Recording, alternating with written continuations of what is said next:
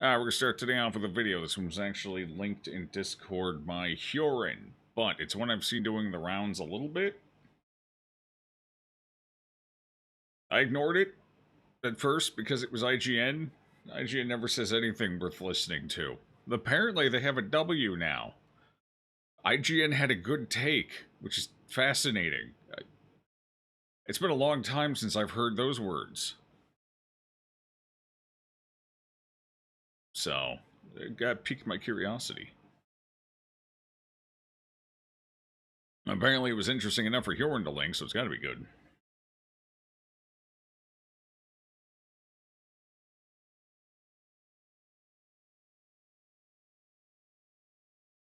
Alright, here we go. Baldur's Gate 3 is causing some developers to panic. This is not the first time this has happened, by the way. This has been happening more and more recently, honestly. It's happened with Elden Ring. Anyone remember all the Ubisoft devs and everything melting down because Elden Ring was so good? But they're like, this is trash. Look at our quality products here. And then look at this. Their UI isn't even as good as ours. Why is it... So, that is to say, developers are very, very, very out of touch with what's important in gaming right now. That is the word itself, the actual gaming. You know, not the presentation, not the monetization, not the UI representation of that monetization. The actual gameplay.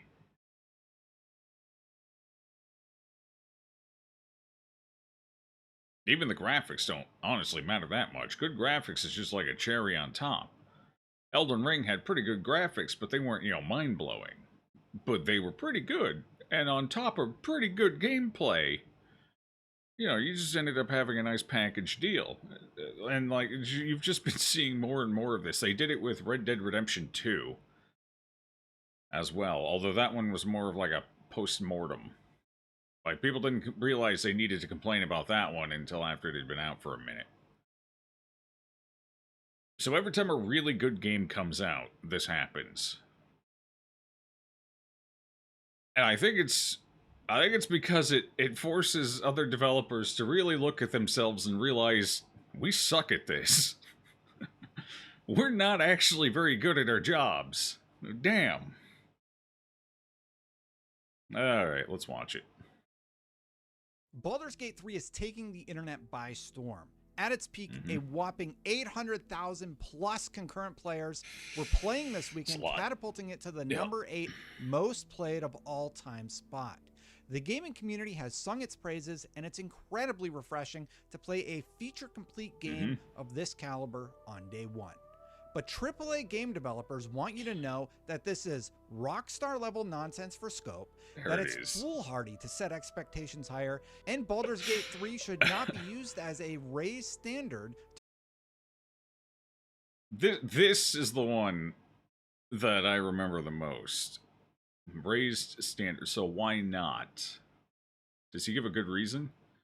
Push back against players taking excitement using it to apply criticism or... No, he doesn't even give a well, 1 out of 10. Maybe he does. He apparently wrote a novel about it.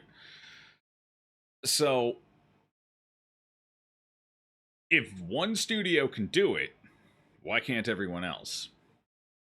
In the same genre space. Why not? What are you afraid of? That you can't live up to it? Because you're bad at your job? Because you have no talent? Because all of your passion has left in the pursuit of monetization? Because you're shoehorned by these big execs that won't let you? All of the above? No, this raised the standard.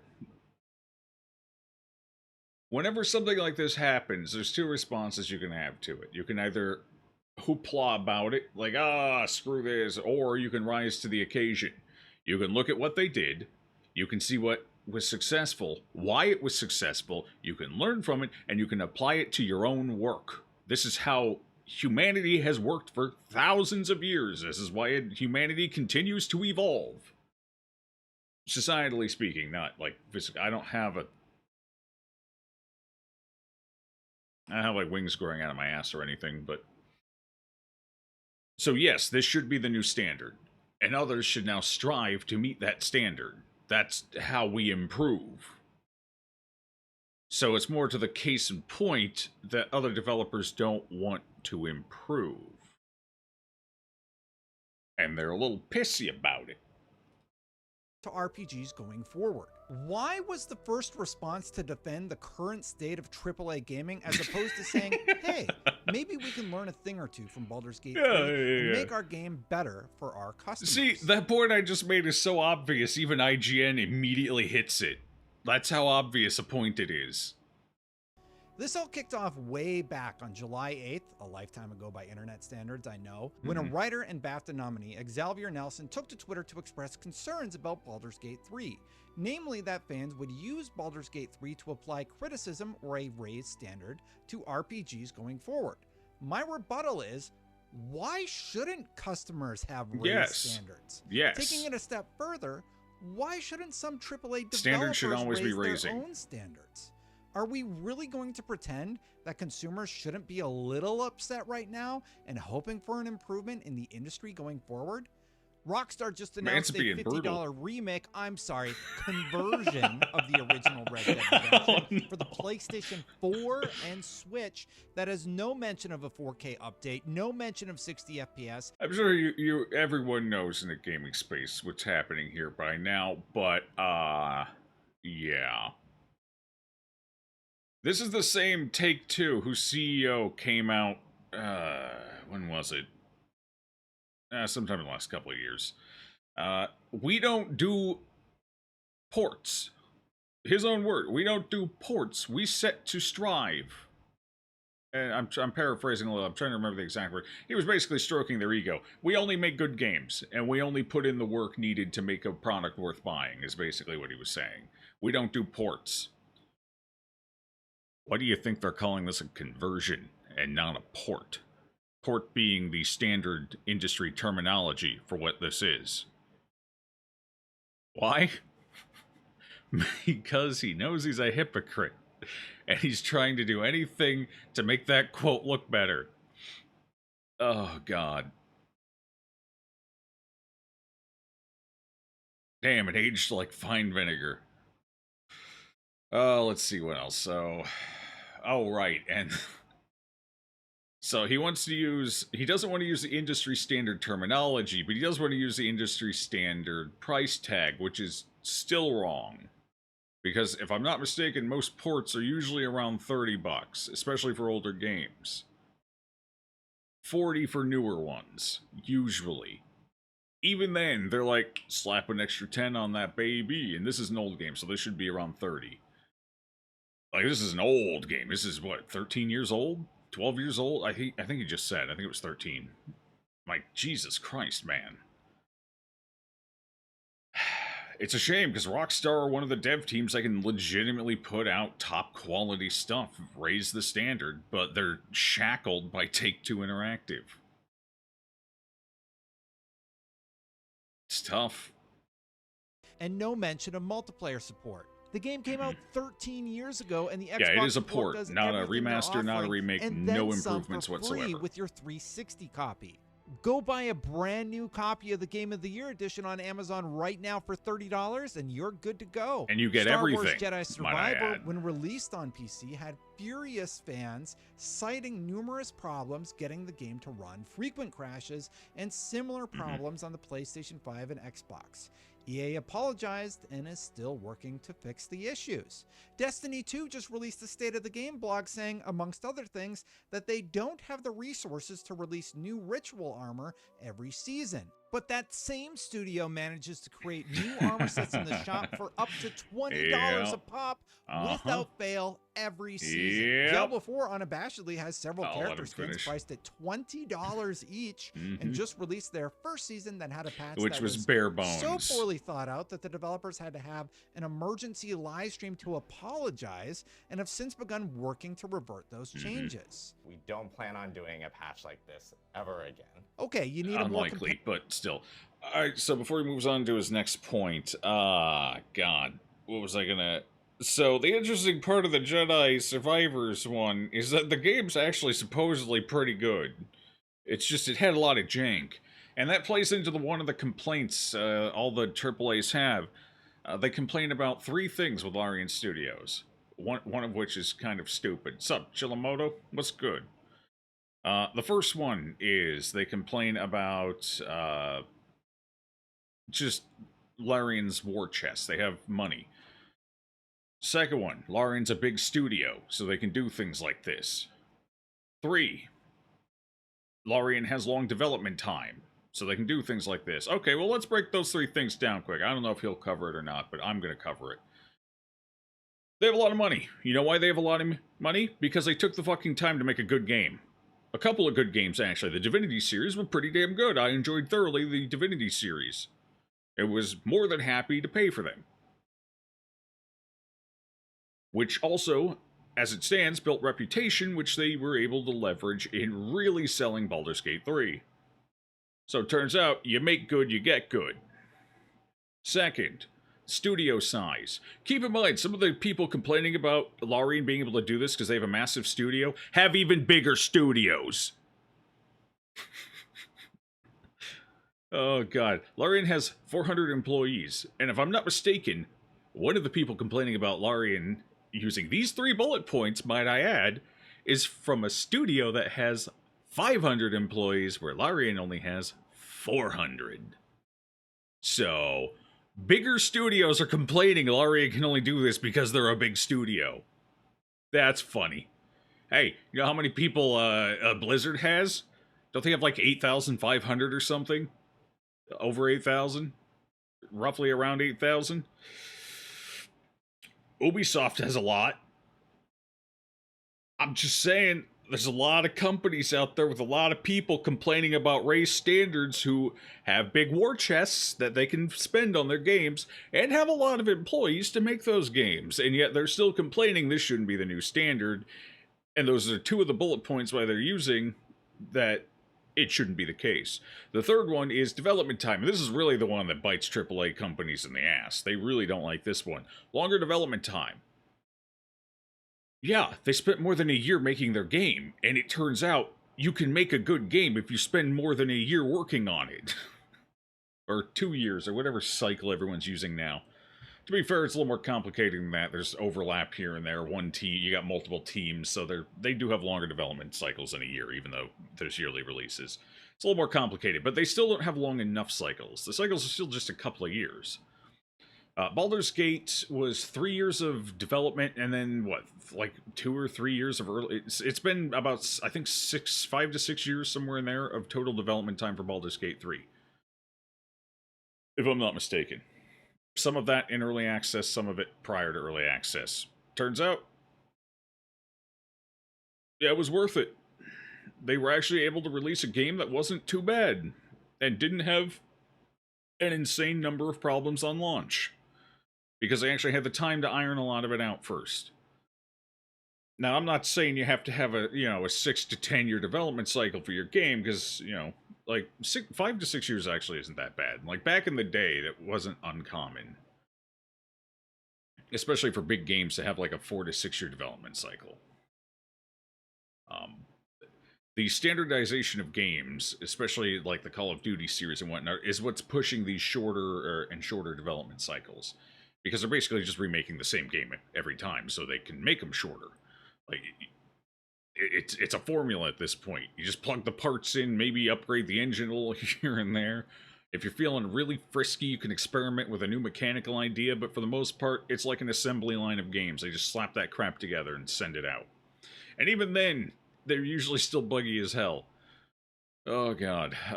So anyway, that's the 3 points, and the people complaining about those 3 points more or less don't have a leg to stand on with those complaints either. It's insane. The amount of desperate copium being huffed by the gaming industry right now with the release of Baldur's Gate 3 is astounding. And let's put brass tacks down for a second. It's not like Larian Studios did anything revolutionary with the game. It's not like they pioneered grand new technology for this and did something that others just can't do. They just took what's already out there and turned it into a good game That's it. It was a polished, good experience that clearly has passion behind it. They clearly gave a damn about the game they were making, and it shows. That's it. That's all you gotta do. You gotta give a damn. That's tough. Terrible RPG example of why fans are heralding Baldur's Gate 3 as a breath of fresh air? Look no further than Mass Effect Andromeda, which was widely panned. Sorry, my face is tired from dealing with everything. Or Cyberpunk 2077 that made promises about last-gen game consoles that it couldn't keep. It took CDPR almost a year to get that all sorted out. I'll make this as clear as possible to contextualize how fans are feeling.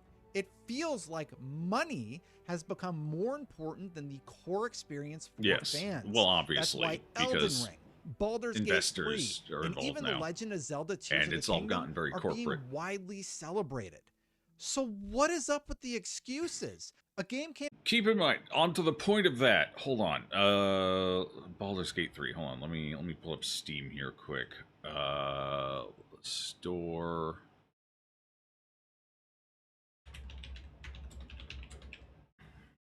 Okay. View page, it's fine. Alright. Let's just take a look here. 96%, yeah, seems about right. 93 all time, yeah, sounds about good. Yeah, that sounds about right. 60 bucks, Notice how that's 60 and not 70, first and foremost. And, let's see, how much DLC they got? What's all this day one?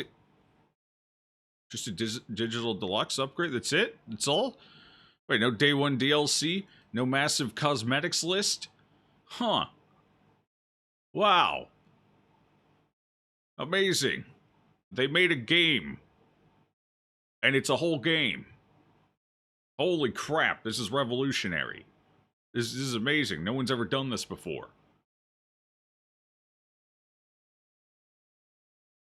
Does it have a cash shop? Can I be... No, I don't think it does. I'm actually not sure. I haven't played it yet, but I haven't heard anything about having like an in-game microtransactions or anything at all.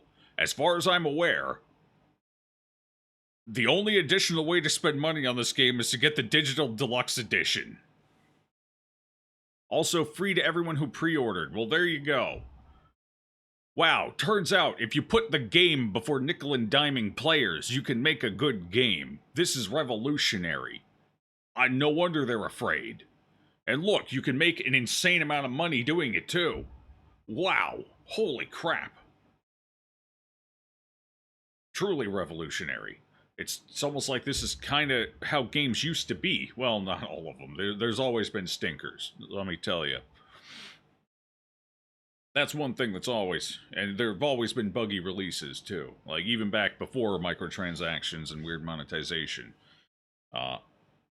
But it was less common because you couldn't, in a lot of cases, you couldn't just fix it because, well, the person who has the game already has the CD.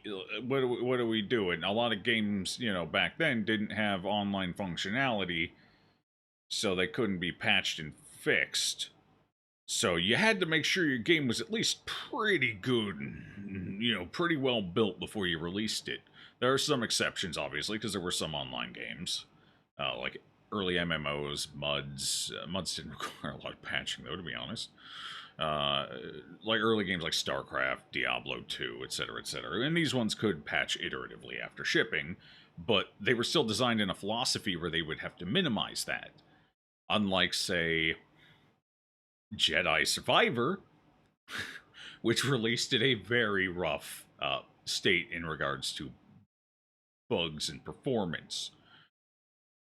That game would have flopped hard back in the day, because word of mouth was king back then, and gaming was a much smaller community, so if you released a flopper, 2 people figured it out, and then nobody bought it. So you had to at least put some effort in. Now you don't have to, because you just patch it after release, and people are getting notably tired of that. I'm getting tired of it.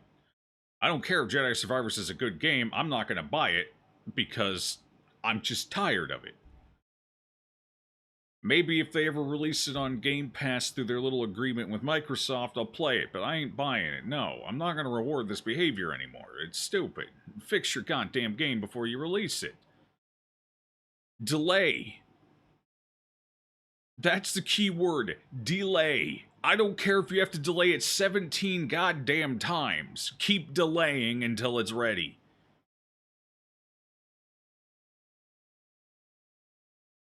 Baldur's Gate had several delays too, if I remember correctly. Smart. It paid off. Along that is amazing, is selling well, is being praised by developers and fans alike, and the response is, well, we can't do that. Well, sweet. If that doesn't get me hyped for Mass Effect 4, I don't know what will. Xeldia's tweet was well-intentioned, and he went on to add a lot of important context. All right, let's read the context here. He might cover it, he might not. I don't know. You can't separate a game from the process used to build it, so let's look at what Larian is taking into the development and final version of the game. Dev cycle stretching back to 2017. Okay, that's a less than 6 full year dev cycle, and 3 of that, I believe. 2 of that? 3 of that? How long has it been early access? It's been a couple of years. I think like 2, maybe. So for a couple of those years, they were already bringing in money to continue the development. Smart. Yeah.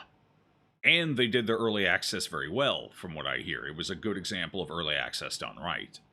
Even by a AAA studio. Are they AAA? I would say they're AAA now. I would say during Divinity 1, they were definitely AA. Divinity 2 is probably what pushed them, like teetered them into the AAA, and I would argue Baldur's Gate has squarely cemented them as a AAA dev team now. Like, no question about it. So, good job to them. Okay, so, dev cycle starting back in 2017. Okay, so they spent more than 2 years making the game. Great, fantastic. 2 massive games as their definitive editions worth of tech and institutional knowledge to draw from. Okay, don't other... BioWare? BioWare has even 2 massive games. Well, you should see what BioWare has in their catalog. You should see what, like, Rockstar hasn't, like... Well, Rockstar actually do... Bad example. But... Ubisoft, you should see what they have in their bag. So this only applies... So that second bullet point 1, number 2, or we'll call it 1B from here on out, that's more of an issue for indie games. But even then, you can still look at what they did and how they did it, and start building from there. Like, indie games over the past 15 years have seen a steady increase in quality and production. Do you know why? Because that crap trickles down from the AAA companies. So yes, Tom, Dick, and Harry in their basement, the 3 of them making their first RPG, they're not going to create a Baldur's Gate 3. But they can take elements, see what worked in Baldur's Gate 3, and start implementing those and understanding those. And the tech in Baldur's Gate 3 now is going to be industry available eventually. Or you'll get your, like, other people are going to work on making their own versions. That's what should be happening right now. Other dev teams who make RPGs should be looking at this like, huh.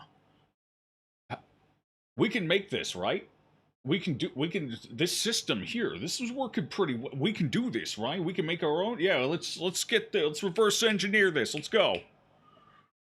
You know? Which is how gaming has evolved. Everyone just takes everyone else's ideas and continues iterating upon them. Nothing new there. Like, worth of tech and institutional knowledge. What do you think they got that institutional knowledge? They got out there and made a good game. Like, Larian, as far as I can remember, has not made a bad RPG. Their RPGs have consistently gotten better every time, but they have not made a bad one yet. They started good.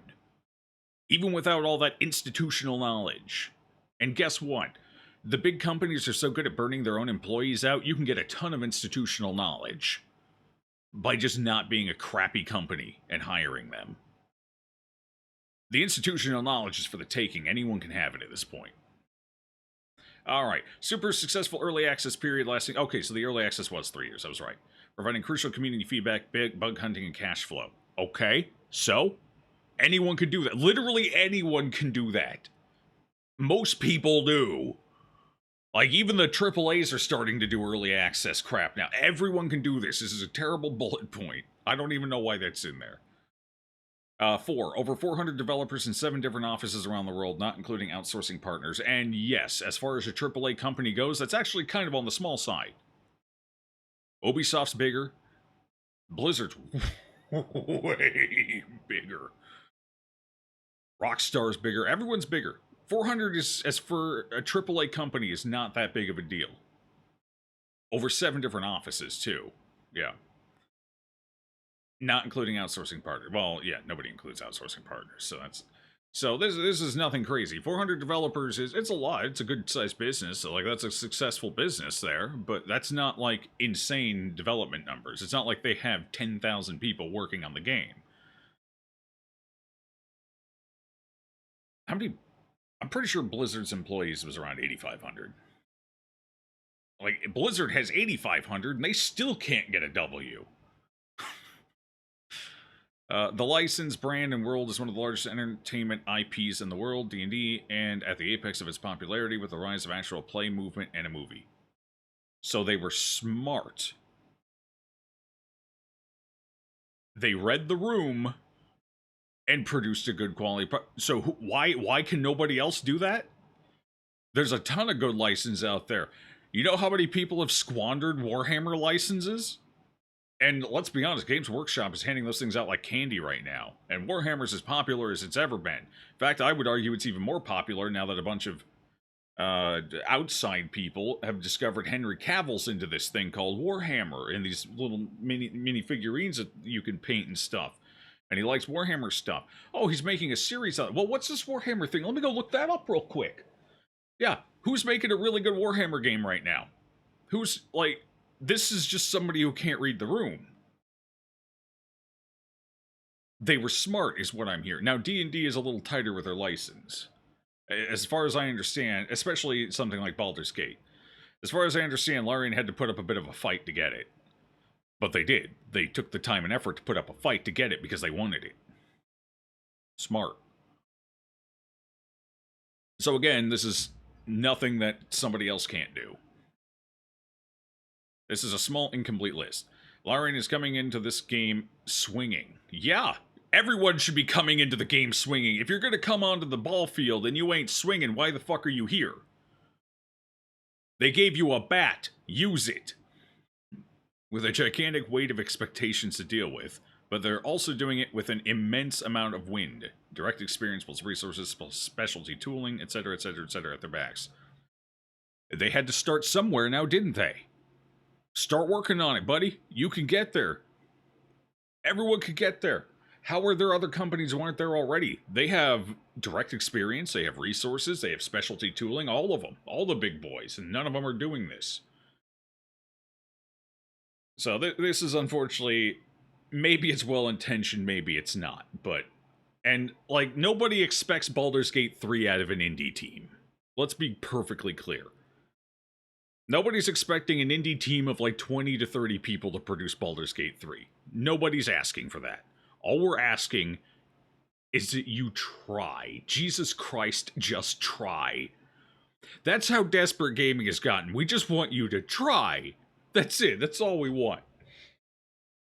And the AAAs should be able to produce Baldur's Gate 3. They should. They have zero excuses. But I think it misses the perspective of the consumer. We don't know anything about game design or also how true. hard It's not our job. We just know that Destiny is deleting hundreds of dollars worth of expansions when they feel like it. That Diablo is constantly reminding us to buy skins in their store, and most PC Actually, they don't ports have push the been skins that hard, abysmal but lately. still.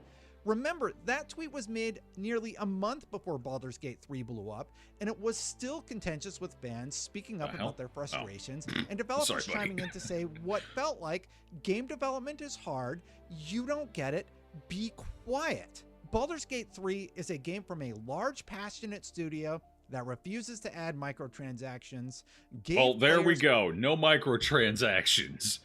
Right there, on their own website, and I'm assuming this guy has verified that. It's IGN, so that it's 50-50, but... Okay. I think I had a point I wanted to make, but I've lost it. early It's access so they could So, address we'll just let any them keep going. problems that arose before launch, and it's taking Steam charts by Yes. storm. So why should fans not use that as a gold standard of how to do it right?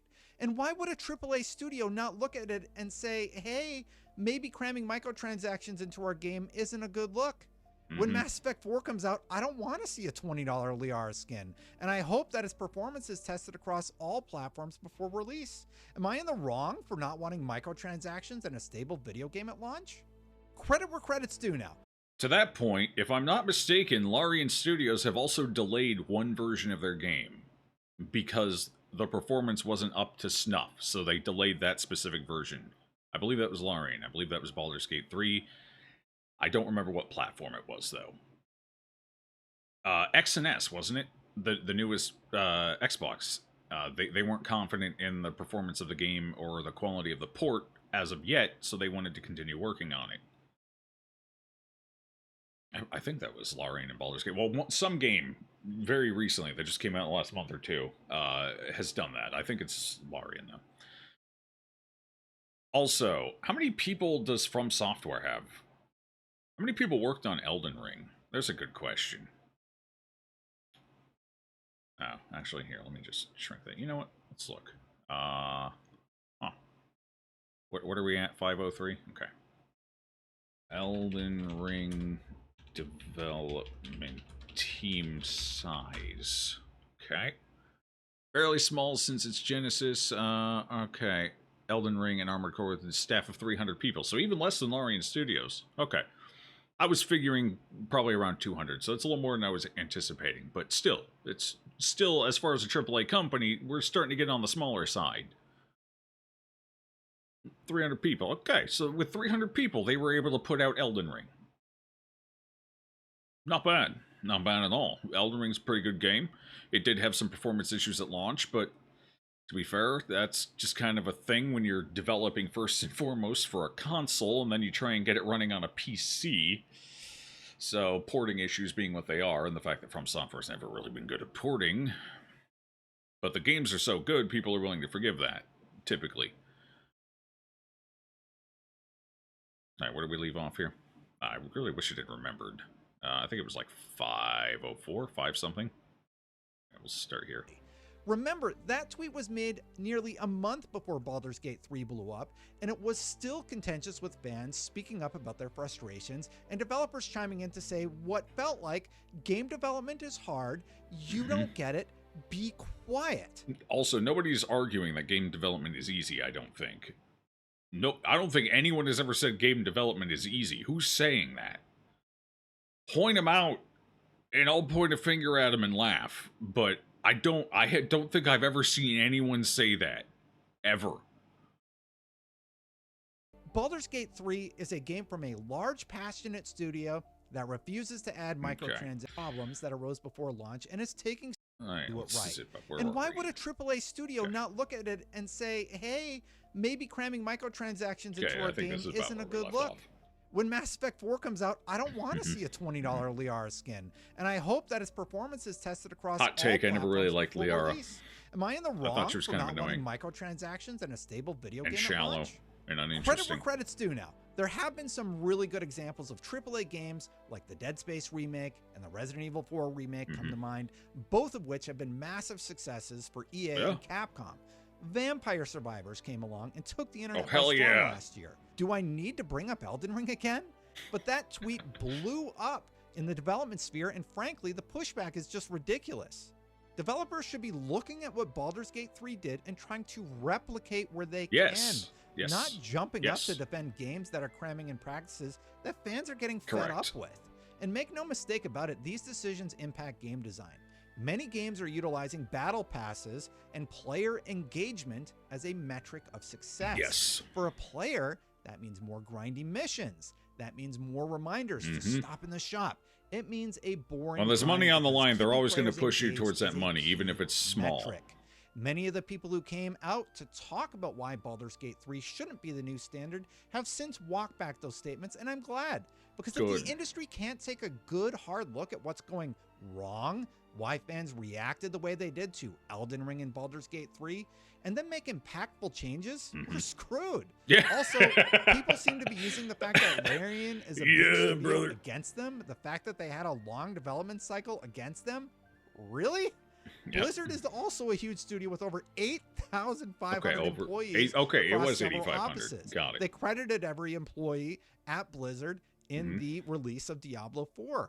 Bungie is a huge studio with over 1,552 employees across several I wouldn't offices. have guessed they had that much with how BioWare much trouble is a they huge have. studio with over 500 employees across several offices. Yep. And Larian is also a large studio with over 400 employees across several offices.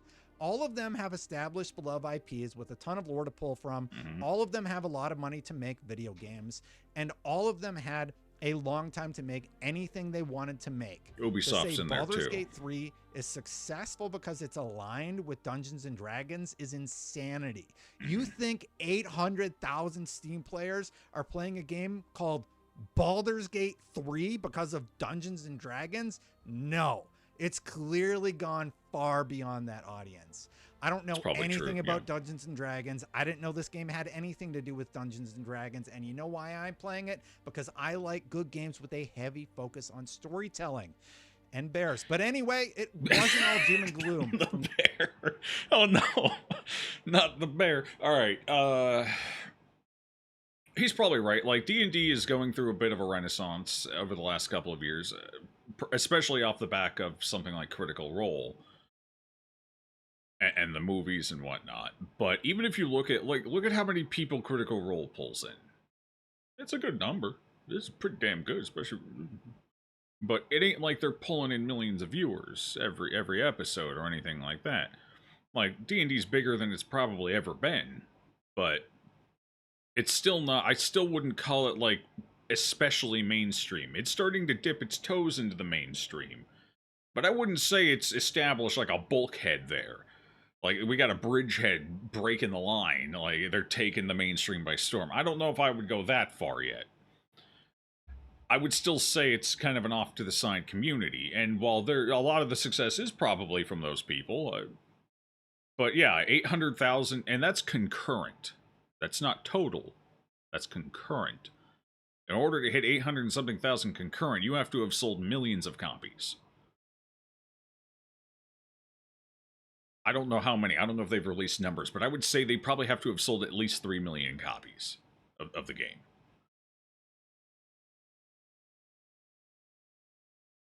I'd be fairly comfortable saying probably somewhere between 3 and 5 million. Yeah, that's not all D&D fans. That's not even close to all D&D fans.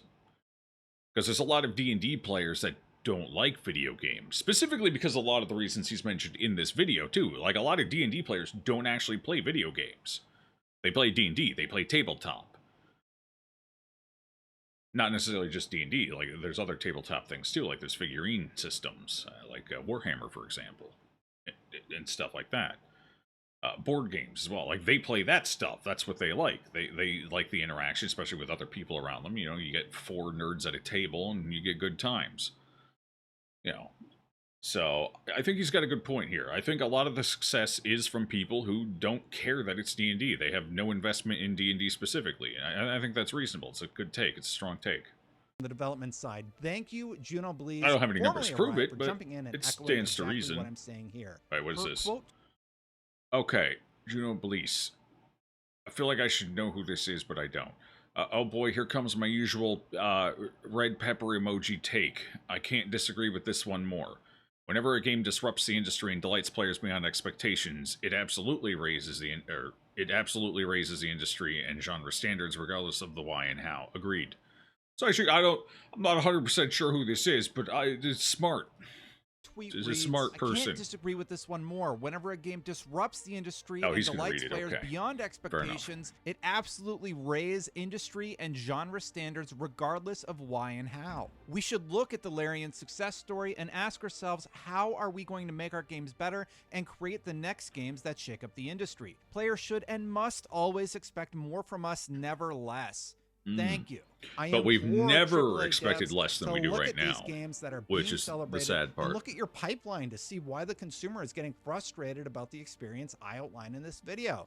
And obviously try and make an improvement, because telling me how hard it is. Speaking of the pipeline there and everything, another part of the reason they keep doing it is because people keep giving them money. Like, gamers are frustrated, but they're still shelling out. So half the equation is still in the favor of the publishers. Why would they stop doing the garbage they're doing if they're still being rewarded for it? You can't on one hand piss and moan about this being the way and how it should change and you hate it and it's making gaming miserable, and then on the other hand, pay for it.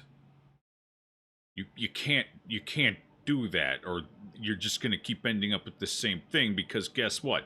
The pay for it hand, gold is a lot heavier than pissing and moaning, you see. A lot heavier, as it turns out. So, until people stop actually shelling out for the... And part of it's the hype train. Everyone sees all the hype and they want to get on board. That's what Diablo 4 really rode the rails on, the hype train. That and the fact that Diablo fans have been in a desert without an oasis for a very long time. And to be fair, Diablo 4 is not that bad of a game. And compared to other ARPGs when they came out, it's going through about the same growing pains as most ARPGs. You could argue that it shouldn't, because these other ones did it first, so it should have a better idea, but, you know. But still, it's tough.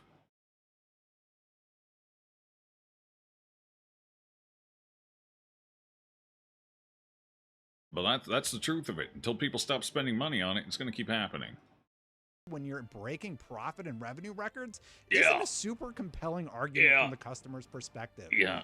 Is Baldur's Gate 3 an outlier? Yes, but I for one wish it could become the standard, and being told to shut up because I don't know game design doesn't feel super constructive. But hey, I'm just some idiot on the internet who doesn't know anything about game design. I guess I'll just go buy my horse armor and call it a day. Enjoy your $20 on top of your $100 for the collector's edition, on top of your $15 for the battle pass. Horse armor, of course, being a reference to one of the earlier microtransactions, the horse armor in, what was it, Oblivion, I think? Elder Scrolls Oblivion? That wasn't the first microtransaction, but it was the one that popularized it inside of box paid. Stuff like that. And then, of course, Blizzard took off with that in World of Warcraft. Who remembers what was their first one? It was like a $20 mount. It was the celestial, like, unicorn Pegasus thing. Pegasus. It was a Pegasus. I think. It was a celestial Pegasus. And then it only got worse from there, because once the big boys got in on it, you know it was going to go downhill fast. Oh my god, was that slope slippery too. Look at where we are now. Now, obviously, microtransactions existed before that horse armor, especially in free games, especially in games from the East. Like Maple Story, and I think the original Maple Story, even, I believe that predates the horse armor. I'm pretty sure it does. There were microtransactions and stuff in that as well. So microtransactions, you know, are older than that. They're old as dirt. But that horse armor is often cited as when AAA saw an opportunity to start double dipping in money. And that was the first time a AAA put a box price on something and then microtransactions. And then Blizzard took it a step further, because you got box price, microtransactions, and a sub fee. That's tough. What do you think? Let me know in the comments below, because I get why you're frustrated, and it's really frustrating to see people not saying, hey, maybe we could learn a thing or two from Larian. I'm enduring Baldur's Gate 3, and I hope game development continues to grow from where it is today. I hope you do too. Let me know what you think in the comments below. Agreed. For more on all things gaming, keep it right here on IGN. Okay, that was the video. Pretty good video, honestly. That's from IGN too. Like IGN came out swinging. They named and shamed and everything. Like this is what we need from games journalism, right here. Like this was actually good. I'm surprised, honestly. It caught me off guard a little bit. But yeah, a hell of a video. Congratulations. Good job, IGN. Didn't think I'd be clapping that one anytime soon, but hey, I like being pleasantly surprised. What do people have to say about it? Larian and BG is a breath of fresh air. Yeah. Give this man a raise. This is what IGN used to be. Yes, there was a time, chat, in history where IGN was legitimately good. It was a long time ago, admittedly, back when they were conflated with a gold-selling business in World of Warcraft in its earlier days. I think that was roughly around the time Burning Crusade came out. There was also a Chinese gold farming company called IGN or ING or something like that. Anyway, a lot of people thought IGN was in the gold selling business back then, but they did good work. Like they actually, you know, it was good. They held the fire to the industry instead of being the industry's fuckboys. So yeah, that's what we need. We need to get back there again, and this is a good step. You can really tell that Destin is in touch with the community. Yes, is that Destin? I didn't notice, but all right, yeah. Destin did a good job here. Right, yeah, a great review. Yep, and this one. The hard news. Yep, sure. Yep. All right, so that's it. Yeah, good video. I liked it. One day they may turn to their old ways. Oh, well, this is the first step. Like, they're on their way. If they keep this up, yeah, let's give that an updo. Let's tell them we like it. In fact, I'm going to go ahead and... You want to know what's going to keep them doing this? What's going to set IGN on the right path? Click that damn link. Give it an updo. Give it some watch time. If they see people are really chomping at the bit for good journalism, that's what we'll get. Good journalism. So, there we go.